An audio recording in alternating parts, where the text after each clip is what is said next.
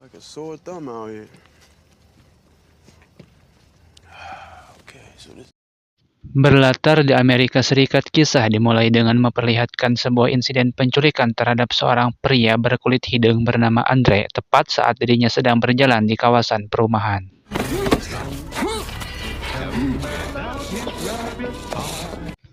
Dan kisah akan berfokus kepada orang yang dengan tanda kutip juga berkulit hidung yang bernama Chris, yang entah kebetulan atau tidak ia mempunyai pacar yang berkulit bodas bernama Ross.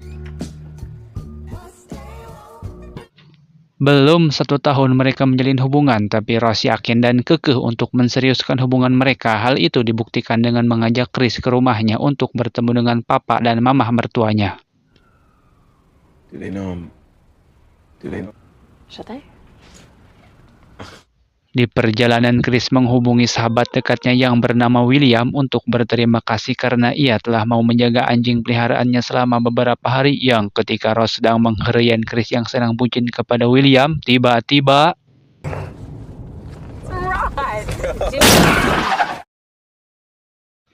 dan ya, ada seekor uncal yang melompat ke arah mobil, di mana saat Chris periksa, uncal itu langsung tewas di tempat. Setelah beberapa lama datanglah seorang petugas polisi yang datang memeriksa. Oh, you guys coming up from the city? Yeah.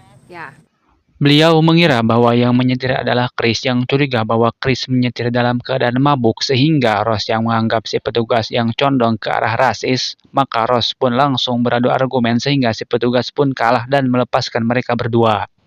Get that headlight fixed. And that mirror.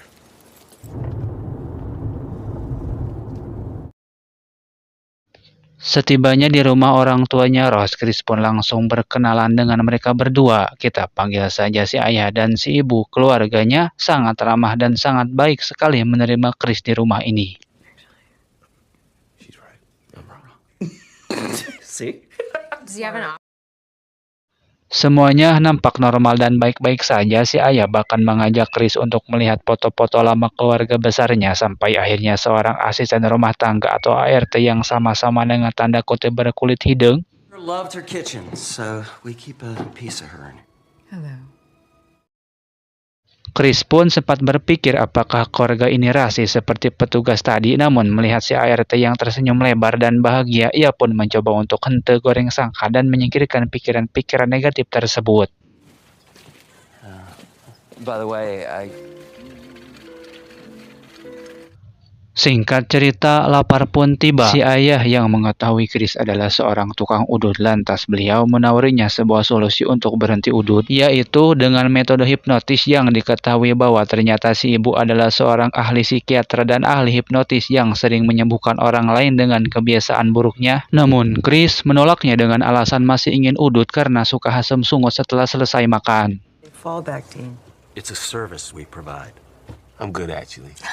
Thank you, though. Well, smoke. Tak lama datanglah Mbak RT yang menuangkan minuman untuk mereka semua, yang tiba-tiba terjadi hal yang aneh ketika ia sedang menuangkan minuman untuk Chris. Ia melamun dengan tatapan yang kosong hingga menumpahkan minuman yang dituangkannya.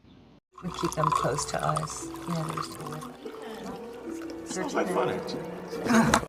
Di malam hari setelah mereka selesai makan, si adik atau panggil saja Jeremy pun dengan pelontongnya mengajak Chris untuk adu kekuatan dengan bertarung karate. Karena si adik tidak suka kepada Chris setelah mengetahui bahwa ia adalah pacar dari kakaknya, di mana si ibu yang tidak mau terjadi masalah lantas menghentikan mereka untuk melakukan hal tersebut. No play fighting with drunk dude. Jeremy.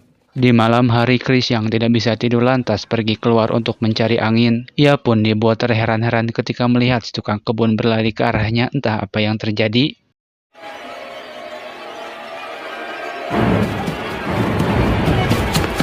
Kemudian Chris dikagetkan ketika melihat Mbak RT yang berada di balik jendela sedang bercermin. Tidak mau goreng sangka, lantas ia pun masuk ke dalam rumah.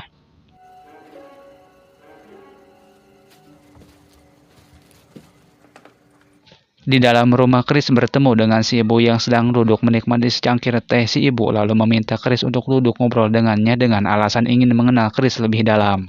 Is that it? You what? Kemudian yang entah bagaimana si ibu berhasil menghipnotis Chris yang membuat Chris merasa gelisah, sehingga dari sini bisa kita ketahui bahwa Chris akan mencakar apa saja ketika Chris merasa gelisah dan When you did nothing, you did nothing.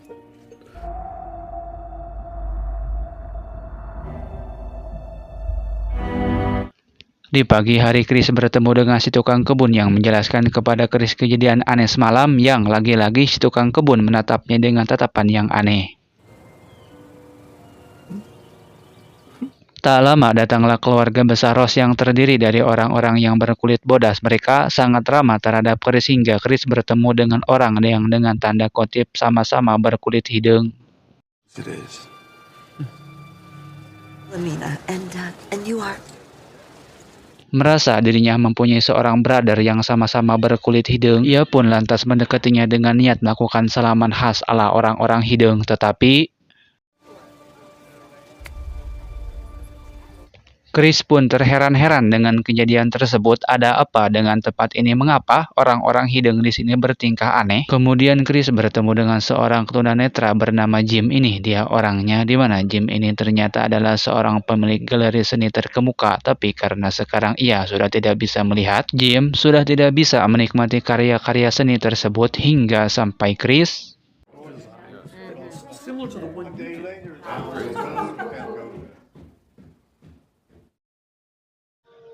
di dalam kamar. Chris menemukan handphonenya terlepas dari colokannya yang ternyata itu adalah ulah si Mbak RT dengan alasan ia mencabutnya karena sedang bersih-bersih. Yang ketika Chris berbicara dengan si Mbak RT yang tiba-tiba nyerujutkan cai panon sambil berbicara dan tersenyum lebar. Oh, no. Kemudian Chris bertemu dengan si orang hidung tadi. Chris yang iseng dengan diam-diam memfotonya, yang ketika Chris memfotonya ia pun tiba-tiba ngahuleng dan mengeluarkan darah dari kedua hidungnya hingga Yo, shoot me. Shoot me.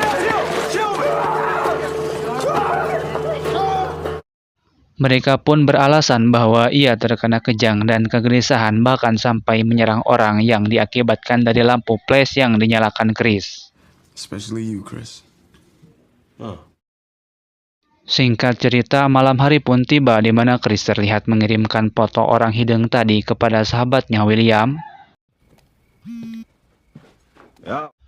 Yang ternyata pria hidung tersebut adalah Andre yang hilang akibat kasus penculikan di awal video, yang artinya terkuaklah fakta bahwa keluarga ini adalah sekelompok orang penculik yang khusus menculik orang-orang berkulit hidung seperti Chris. Oh shit, his battery must have fucking died. Chris pun memutuskan untuk meninggalkan rumah ini bersama Ross kabogohnya yang ia kira tidak ada hubungannya dengan hal tersebut. It's right here. Have you got the keys? I'm gonna put that. Dan ya, Chris pun dihalangi oleh keluarga Ross. Lalu Chris meminta Ross untuk segera mencari kunci mobilnya yang ternyata Rose, now! Now, the keys!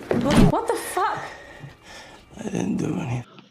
Ross yang merupakan pacarnya Chris dari awal memang tidak pernah berada di pihaknya, dan memang semua ini adalah rencana mereka, di mana Chris yang seharusnya bisa mengalahkan mereka semua dengan mudah mengingat fisiknya Chris yang besar. Namun karena si ibu sudah mensugesti Chris sebelumnya, ia pun harus pingsan tanpa bisa berbuat apa-apa. Oh shit!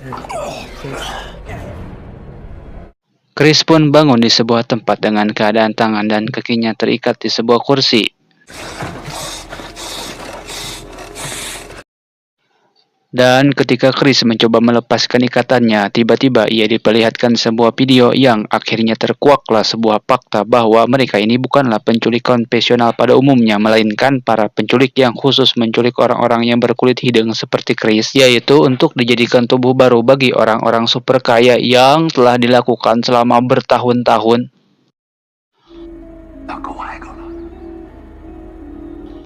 Maka bisa kita simpulkan bahwa kelakuan aneh yang ditunjukkan oleh si Mbak RT dan si tukang kebun itu adalah karena tubuh mereka sudah diambil alih oleh orang-orang super kaya tersebut.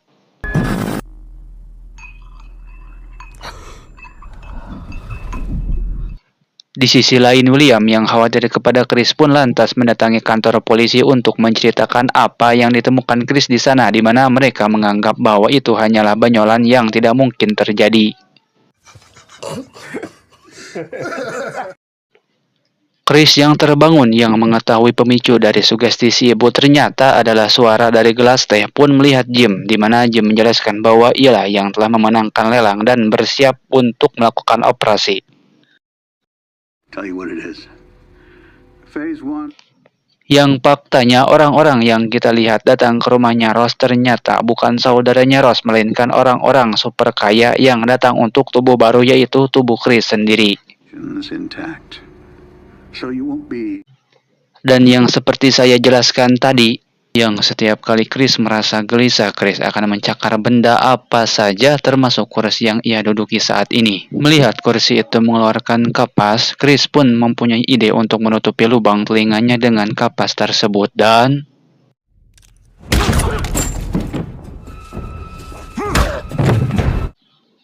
keluar dari sana. Chris bertemu dengan si ayah yang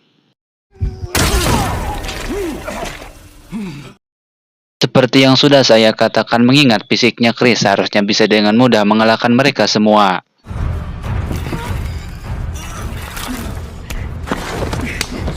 Setelah Chris mengalahkan mereka semua, Chris langsung bergegas keluar berniat pergi menggunakan mobil, sedangkan Ross yang sedang di kamar yang mencari korban selanjutnya pun tak mendengar suara keributan karena sedang mendengarkan musik.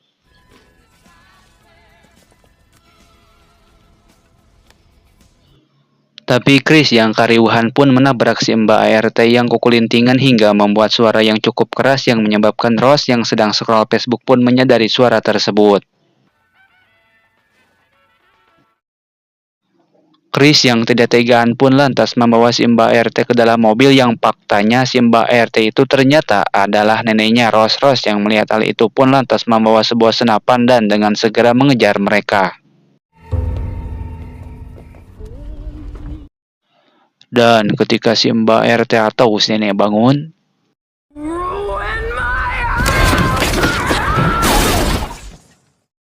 ya, mobil mereka menabrak pohon. Chris yang terbangun dan melihat si nenek sudah maut pun lantas segera pergi dari sana yang Get him, Grandpa.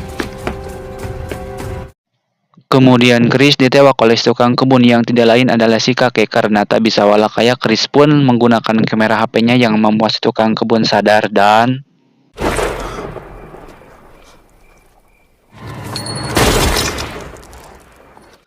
di sini bisa kita simpulkan bahwa walaupun tubuh mereka sudah diambil alih, tapi masih ada sedikit kesadaran dalam diri mereka yang untuk membangkitkan kesadaran itu salah satunya yaitu dengan flash kamera HP.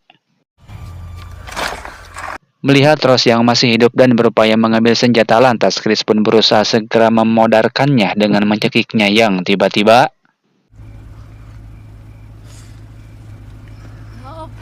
dan ya, datanglah mobil polisi yang bisa dipastikan bahwa Ross bisa dengan mudah menuduh Chris sebagai pelaku kejahatan. Tapi Chris. ya, itu adalah William, sahabatnya Chris yang datang dengan mobil polisi karena khawatir dengannya.